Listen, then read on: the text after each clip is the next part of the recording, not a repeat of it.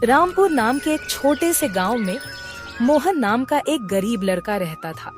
उसके परिवार में उसके साथ उसके बूढ़े माता पिता रहते थे। सोहन का परिवार बहुत ही गरीब था। उनके पास ना तो कोई जमीन थी, नहीं खाने के लिए कोई साधन था। सोहन दिन भर मजदूरी करता और उससे जो कुछ भी कमा पाता उसी से अपने पूरे परिवार का पेट भर लेता। यह देखकर सोहन के माता पिता बहुत दुखी होते। हमारे पास ना अपना घर है और ना ही अपनी कोई जमीन। हमारा बेटा दिन भर दूसरों के खेतों में मजदूरी करता है और उसके बदले भी उसे बहुत कम पैसे मिलते हैं। हम दोनों अपने बेटे पर बोझ बन रहे। परेशान मत हो रीमा, हमारा बेटा बहुत मेहनती है, भगवान सब देख रहा है। सोहन ने कभी किसी के साथ गलत नहीं किया, वह ईमानदारी से मेहनत करता है। उसने बचपन से बहुत परेशानियां देखी हैं, पर उसने कभी हार नहीं मानी। एक दिन हमारा बेटा भी बहुत धन कमाएगा और उसकी सारी परेशानियां दूर हो जाएंगी। सोहन हमेशा सोचता था कि आज भले ही उसकी किस्मत उसका साथ ना दे रही हो, पर उसे यकीन था कि अगर वह मेहनत करता रहेगा तो एक दिन उसका भाग्य भी बदलेगा और उसकी सारी परेशानियां खत्म हो जाएंगी। एक दिन सोहन लालाराम जमींदार के खेत पर काम कर रहा था।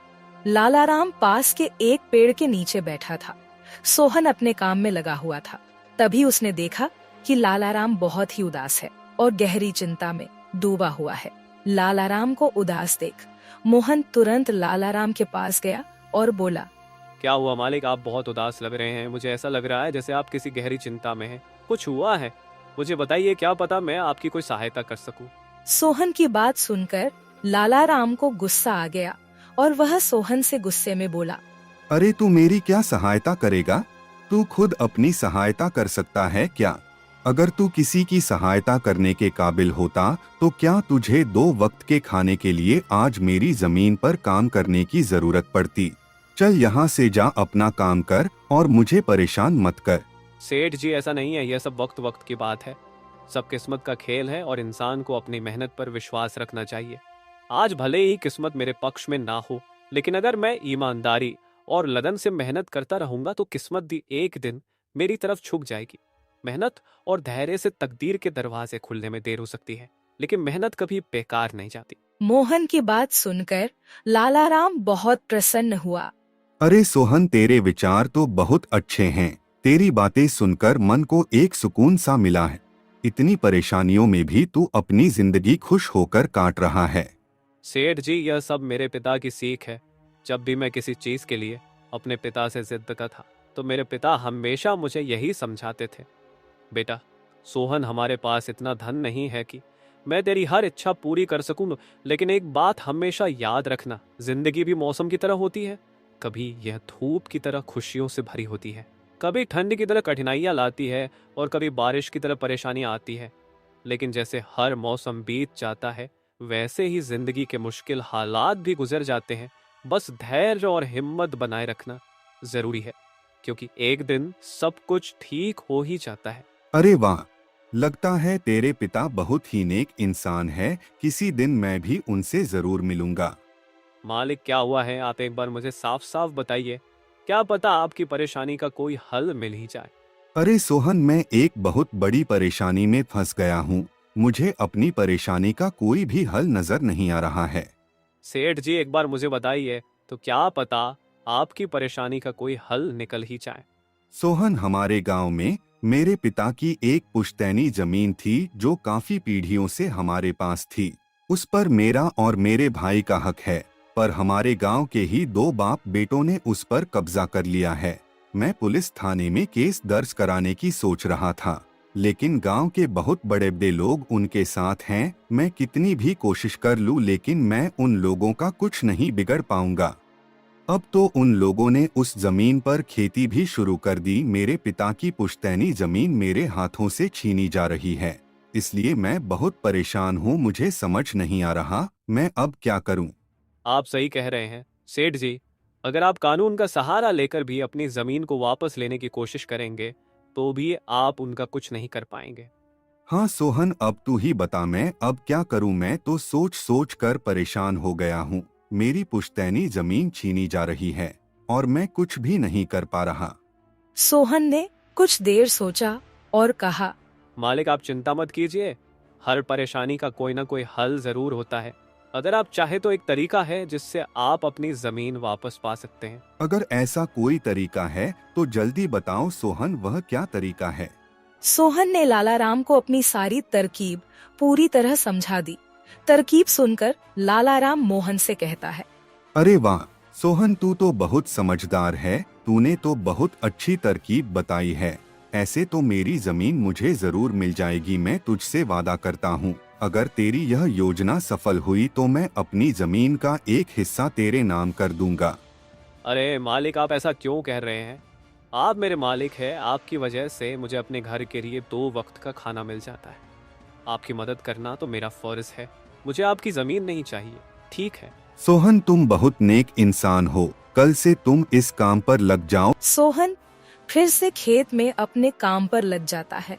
अगले दिन सोहन जगत और विनोद नाम के उन बाप बेटों के पास पहुंच जाता है जिन्होंने लालाराम की जमीन पर कब्जा कर रखा था। नमस्कार सेठ जी, मैं यहाँ से गुजर रहा था तो पास के लोगों ने बताया कि आपके यहाँ काम के लिए मजदूर की जरूरत है। क्या आपके यहाँ मुझे भी कोई काम मिल सकता है? अरे अरे, कौन हो तुम? तुमसे किसने कह दिया कि यहाँ मजदूर की जरूरत है? यहाँ किसी मजदूर की जरूरत नहीं है। सेठ जी, मैं एक मजदूर हूँ, पास ही के गांव में रहता हूँ, काम की तलाश में इधर उधर भटक रहा हूँ। हर दिन कहीं ना कहीं काम मिल जाता है, बस उसी काम को करके अपना पेट पालता हूँ। कभी खेती कर लेता हूँ तो कभी कोई मजदूरी। यह तो ठीक है, पर हमारे यहाँ फिलहाल कोई काम नहीं है। सेठ जी, मैंने तो सुना है कि आप लोग इस गांव के सबसे बड़े जमींदार हैं, आपके पास बहुत सारी जमीन है, इसलिए आपके यहाँ हमेशा मजदूरों की जरूरत रहती है। इसलिए मुझे लगा कि यहाँ मुझे कोई ना कोई काम जरूर मिल जाएगा। अरे भाई, मैंने कहा ना, यहाँ किसी भी मजदूर की जरूरत नहीं है। इसका मतलब लालाराम सेठ आपके बारे में सही कह रहे थे? लालाराम ने हमारे बारे में क्या कहा? अरे कुछ नहीं सेठ जी, चलिए तो मैं चलता हूँ। सेठ जी, आपके यहाँ तो कोई काम नहीं है, मैं अपने लिए कहीं और कोई काम देख लेता हूँ। सोहन वहाँ से जाने लगता है। तभी जगत विनोद ने सोहन को रोककर यह पता लगाने के लिए बोलता है कि लालाराम ने सोहन को उन लोगों के बारे में क्या बताया है। अरे भाई, इधर आओ, शायद तुम्हारे लिए हमारे पास एक काम है। सोहन तुरंत उनके पास चला गया और बोला, धन्यवाद सेठ जी, बताइए क्या काम है? आप जो भी काम बोलेंगे मैं हर काम करने के लिए तैयार हूँ, आखिर बूढ़े माँ बाप का पेट पालना है। अरे सब्र रखो, काम तो हम तुम्हें बता ही देंगे।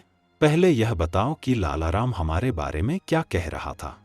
सेठ जी, मैं पहले लालाराम सेठ के यहाँ काम करता था, पर वह बहुत ही कंजूस और बदतमीज आदमी है। मैं उनकी यहाँ दिन रात मेहनत करता, पर इतनी मेहनत करने के बाद भी वो मेरी सही मजदूरी नहीं देता था। इस बात पर कल मेरी उससे बहस हो गई थी। फिर क्या हुआ? लालाराम ने हमारे बारे में क्या कहा? जब मेरी सेठ लालाराम से बहस हो रही थी तब उसने ने मुझे कहा कि पूरे गांव में उनसे ज्यादा मजदूरी कोई नहीं दे रहा। तो मैंने गुस्से में कह दिया कि गांव के सबसे बड़े जमींदार जगत सेठ और विनोद सेठ सबसे अच्छी मजदूरी देते हैं, इसलिए उनके यहाँ हमेशा काम करने वालों की भीड़ रहती है। हाँ भाई, बिल्कुल सही कहा था। आखिर हम गांव के सबसे बड़े जमींदार हैं। हमारा फर्ज है कि जो भी मजदूर हमारे यहाँ काम करता है उसे उसकी मेहनत के हिसाब से सही मजदूरी मिले। वाह सेठ जी, आपने बहुत अच्छी बात कही। लालाराम सेठ कभी भी आपकी बराबरी नहीं कर सकता, वह तो शायद आपके जितना भी नहीं सोच सकता। जगत और विनोद सोहन की चापलूसी भरी बातों में आ जाते हैं और उसे अपने यहाँ काम पर रख लेते हैं। चलो अब काम की बात करते हैं। तुम एक अच्छे इंसान लगते हो, हमें अपने खेत पर काम करने के लिए तुम्हारे जैसे ही एक मजदूर की जरूरत है। कल से ही काम पर आ जाना। कुछ दिन ऐसे ही बीत गए। एक दिन जगत अपने बेटे विनोद से बोला, विनोद बेटा, यह सोहन तो बहुत मेहनती है, यह अकेले ही 4 लोगों का काम कर देता है। अच्छा हुआ कि हमने इसे रोक लिया। हाँ पिताजी, आप सही कह रहे हो। सोहन बहुत मेहनती है, इसके जितना काम शायद ही कोई और करता होगा। ये पूरा दिन यहाँ काम पर अकेला लगा रहता है। सोहन की मेहनत ने जगत और विनोद का दिल जीत लिया। कुछ दिन और बीत गए। एक शाम जगत और विनोद अपने खेतों का दौरा कर रहे थे। जब वे अपने खेत पर पहुँचे तो देखा कि सोहन इतने देर तक भी काम कर रहा था। सोहन भाई, अब तो रात होने वाली है, तुम इतनी देर तक काम क्यों कर रहे हो? अब घर जाओ और आराम कर लो। सेठ जी, हमारी किस्मत में आराम कहाँ है? घर पर बूढ़े माँ बाप है, काम नहीं करूँगा तो उनके लिए 2 वक्त का खाना कहाँ से जुटा पाऊंगा? घर पर बैठकर आराम करने से अच्छा है कि मैं काम करूं। इस तरह मेरा मन भी लगा रहता है। तुम बहुत मेहनती हो सोहन, आज का काम यहीं छोड़ दो और घर जाकर आराम करो। नहीं सेठ जी, इसकी कोई जरूरत नहीं है। मैं काम करने में खुश हूँ। आप लोग जाइए, मैं ठीक हूँ। ठीक है सोहन, फिर हम जाते हैं। जब तुम्हारा मन करे काम खत्म करके अपने घर चले जाना, ठीक है। इसके बाद जगत और विनोद खेत को सोहन के भरोसे छोड़कर चले गए। अगली सुबह जब विनोद और जगत अपने खेत पर लौटे तो देखा कि वहाँ पुलिस खड़ी है। पुलिस को देखकर दोनों दौड़ते हुए आए और पूछा, क्या हुआ थानेदार साहब, आप यहाँ क्या कर रहे हैं? क्या यह जमीन तुम दोनों की है? हाँ थानेदार साहब, यह जमीन हमारी है, हमारे पास इसके कागजात भी हैं। फिर तो तुम दोनों को ले जाकर जेल में डालना ही पड़ेगा। यह क्या कह रहे हैं थानेदार साहब, हम कुछ समझे नहीं, आप क्या कहना चाह रहे हैं? अभी तुम दोनों बहुत अच्छे से समझ जाओगे। वह देखो तुम्हारी जमीन से क्या निकला है। थानेदार के कहते ही दोनों बाप बेटे जब पलट कर देखते हैं तो वहाँ उनकी जमीन में एक लाश दबी हुई थी जिसमें सिर्फ कंकाल बचा था। यह देखकर दोनों बाप बेटे डर जाते हैं। थानेदार साहब, यह किसकी लाश है और यह हमारे खेत में कहाँ से आ गई? अब बहाने मत बनाओ, पहले लोगों को मारो फिर उन्हें अपनी जमीन में गाड़ दो और अब कह रहे हो कि यह क्या है? नहीं थानेदार साहब, हमें नहीं पता कि यह सब क्या है। यह लाश यहाँ कैसे आई, हमें कुछ नहीं पता।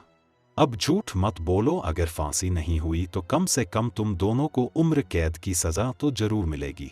फांसी और उम्र कैद की बात सुनकर दोनों बाप बेटे डर गए और थानेदार के सामने गिड़गिड़ाने लगे। थानेदार साहब, हम इस लाश के बारे में कुछ नहीं जानते। हमें नहीं पता यह लाश किसकी है और इसे यहाँ कौन गाड़ कर चला गया। इस मामले से बचने के लिए दोनों ने कुछ तरकीब सोचनी शुरू की। तभी सोहन वहाँ आ जाता है। अरे सेठ जी, यह पुलिस यहाँ क्यों आई है? क्या हुआ है? सोहन देखो, पता नहीं कहाँ से हमारी जमीन में यह कंकाल आ गया है। मालिक, यह कंकाल यहाँ कहाँ से आ गया? ये तो बहुत गंभीर बात है। हाँ सोहन, पता नहीं यह कंकाल यहाँ कहाँ से आया है और थानेदार साहब को लगता है कि इसे हमने यहाँ मारकर गाड़ा है। अब तू ही कोई उपाय सोच जिससे हम इस परेशानी से बच सके। तीनों को आपस में खुसर फसर करते देख थानेदार ने कहा, अब कोई तरकीब मत बनाओ, तुम दोनों बाप बेटों में से कोई एक तो जरूर जेल जाएगा। अब तुम ही तय करो जेल कौन जाएगा।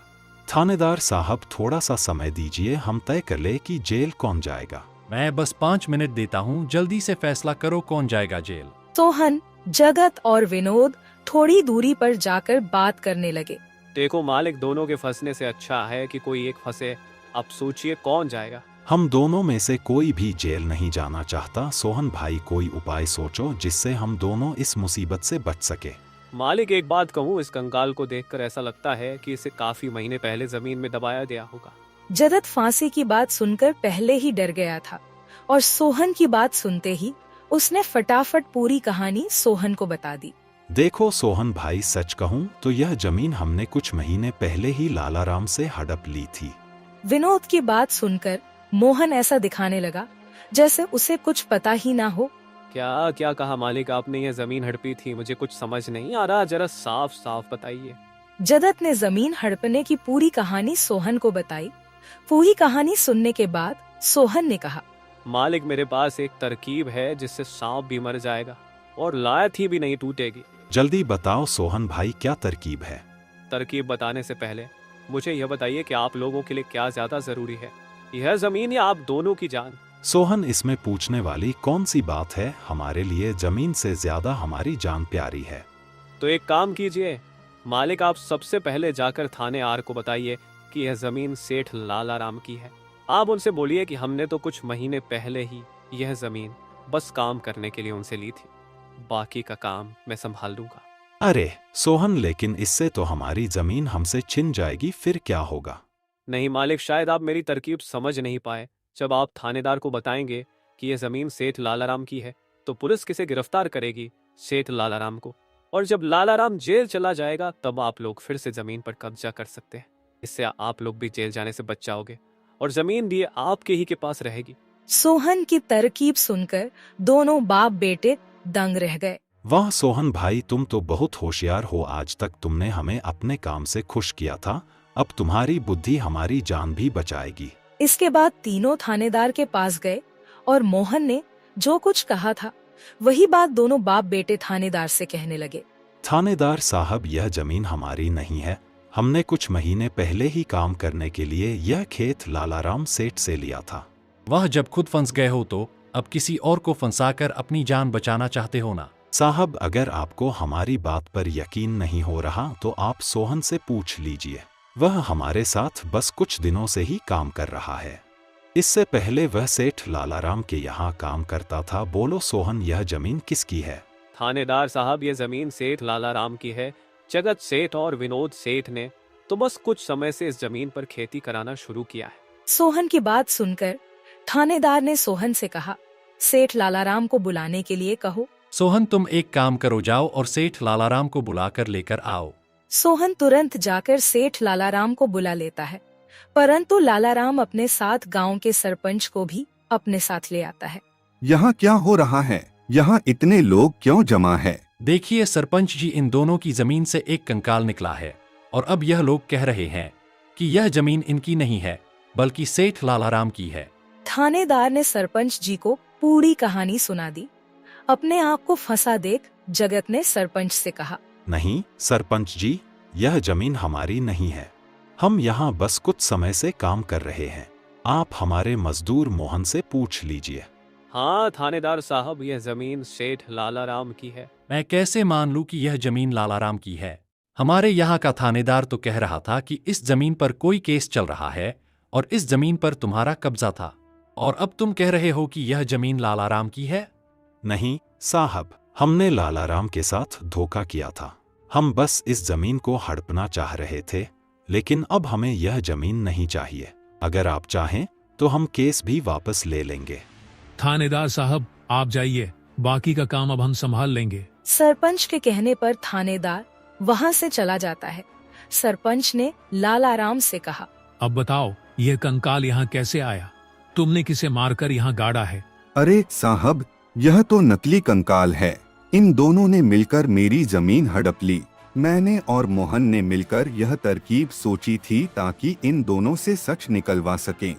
लालाराम की बात सुनते ही दोनों बाप बेटों के पैर तले जमीन खिसक गई।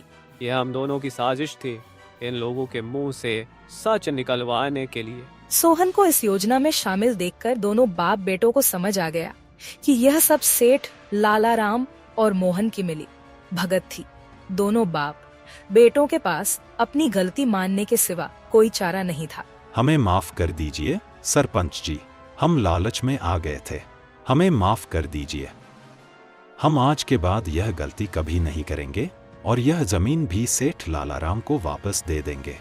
जगत और विनोद दोनों सरपंच और सेठ लालाराम से माफी मांगने लगे। दोनों को इतना गिड़गिड़ा देख लालाराम ने उन्हें माफ कर दिया। सरपंच ने भी उन्हें जेल नहीं भेजा और सेठ लालाराम ने अपना केस वापस ले लिया। लालाराम के केस वापस लेने के बाद सरपंच जी भी वहां से चले जाते हैं।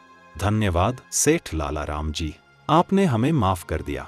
आज के बाद हम ऐसी गलती कभी नहीं करेंगे। ठीक है जगत, कोई बात नहीं, मैंने तुम्हें माफ किया। बस याद रखना कि एक जमीन के टुकड़े के लिए तुम अपनों के साथ कभी गलत नहीं करना। बुरे समय में तुम्हारे अपने ही तुम्हारे साथ खड़े होंगे। जमीन का क्या है, कभी मेरी तो कभी तुम्हारी। आखिर में सेठ लालाराम ने सोहन को जमीन का एक हिस्सा दे दिया और उसे जमीन का मालिक बना दिया। सोहन, जैसा कि मैंने वादा किया था, जिस जमीन पर तुम काम कर रहे थे, आज से वह जमीन तुम्हारी है और अब तुम उसके मालिक हो।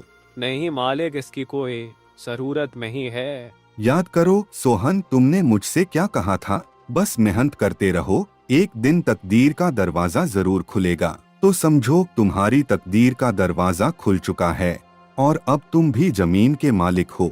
अब से तुम्हें किसी और के यहाँ काम करने की जरूरत नहीं पड़ेगी। इस तरह मोहन ने अपनी मेहनत और बुद्धि से सेठ लालाराम को उसकी जमीन वापस दिलाई और दोनों ठगी करने वाले बाप बेटों को भी सबक सिखाया। इस तरह मोहन ने अपनी मेहनत और चतुराई की मदद से अपनी फूटी किस्मत बदल दी और अब वह भी एक बड़ी जमीन का मालिक बन गया था।